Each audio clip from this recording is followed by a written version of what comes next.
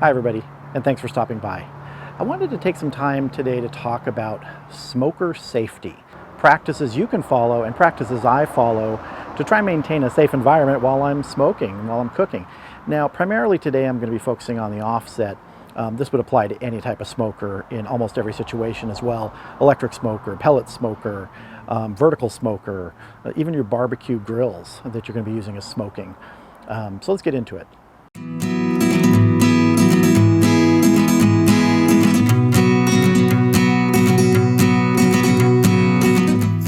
So the first thing I always try and do is make sure there is a good distance between the smoker and any part of it where there's going to be active flame and any other sort of combustible that could be reached by that flame or by spark or by ember. And if you'll look here, here's the firebox. That's the closest part that any flame is going to come out of through the side door or the damper. And all the way across to the right is a metal fence, and that butts up against a wooden post of my patio. That's about a 4-foot separation. That is plenty. So if you give yourself a good separation like that, you're going to have far less of a chance of any sort of accidental ignition of something that you don't want burning. The next safety practice which I follow is this: gloves. These are my dirty old gloves. These are not used for picking up food or when I'm cooking. They're used for wood, for charcoal, for grabbing the hot handles, for keeping my hands from getting burned. And you can see they're pretty black. They've touched some things with a lot of char on them. So always have a good pair of gloves that you can use to give you that amount of protection. I'm not talking about reaching into the fire. You don't want to do that. There are specialized gloves for even reaching in for hot food. This is to protect your hands around the smoker when you're touching things that are getting hot. Now, nearly as important as gloves are these glasses. I don't always wear glasses when I'm smoking. These are my glasses that I use for when I'm driving. I don't generally need them for things that are up close, but I will put them on when I'm going to be around things that might spark and shoot embers, especially if I'm working with something like lump mesquite charcoal, which if you've used it, you know that will send sparks. So having a pair of glasses around, safety glasses, your regular glasses, just to protect your eyes in case an ember comes flying, is an extremely good idea. And if you've never gotten an ember in the eye, wait until you do. You'll put these on very quick the next time. It hurts. Now, the next safety tip may seem like a bit of a no-brainer, but it's not. It's actually really important. It's how do you put out the fire? How do you stop the smoker from burning? It's called smothering the fire. And there's 2 simple steps to it. The first step is to stop the flow of oxygen to the fire. You do that by closing the damper and or the door if you have the door open. Close the damper. If your door is open, close the door. And remember, gloves. This is hot. The second and final step, close off the smokestack. You've now stopped oxygen from getting in and smoke from getting out. That fire is going to be starved and it's going to be smothered. It's going to go out in a short amount of time. Give it an hour or so to completely go out and cool before you try anything, moving coals or anything. But this is the way you stop the fire in your smoker. The next thing you need to have, just in case, is water. You need a close supply of water. About 30 feet in that direction, I have a garden hose. I can be over there and have it turned on and putting a stream of water over here in a matter of seconds. Probably never need to do that, but it's there just in case. That's close water. But what you also need is closer water.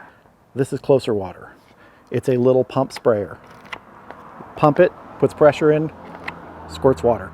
If you ever need to put out embers that are on the ground that have blown out of your firebox when the damper's open, this works wonderfully. Very simple.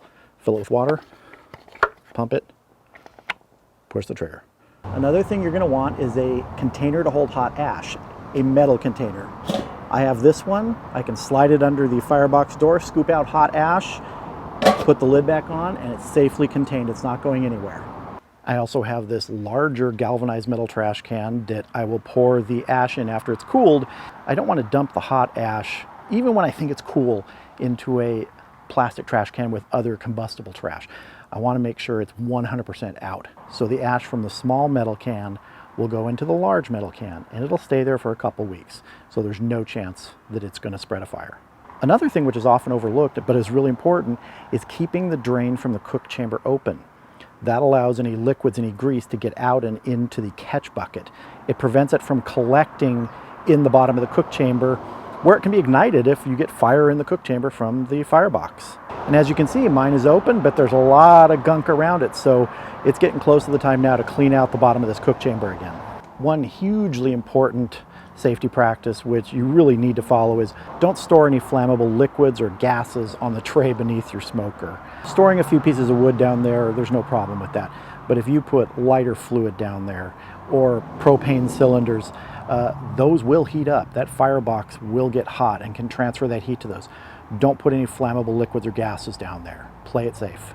The final tip is observation. Keep an eye on your smoker. I feel very uncomfortable leaving mine alone for more than like 5 or 10 minutes. I always want to have some sort of eyes on it. Maybe that's a little bit too picky, but I'm one of those people, I just want to be extremely safe when I'm doing this. Plus, I kind of enjoy sitting around outside and watching it.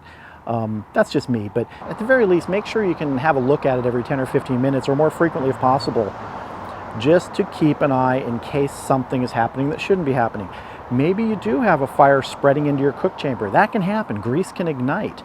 You don't want that to happen, and you don't want flames coming out of your smokestack. That's a bad thing.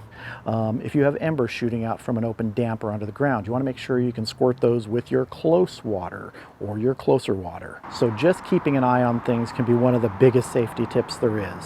Because if something's going wrong, you can act on it. If you're not there to act on it, it can get worse. So those are some safety tips. Those are practices I try and follow every time I smoke, every time I light this thing up, or any of my smokers or cookers. I'm a little bit picky about safety. I know that may seem a little bit over the top to some of you, but it's just the way I operate. And so far I haven't burned anything down. I've burned some food, but I haven't burned the house down yet. Thank you all for watching. Hope you have a great day, and I'll see you again soon.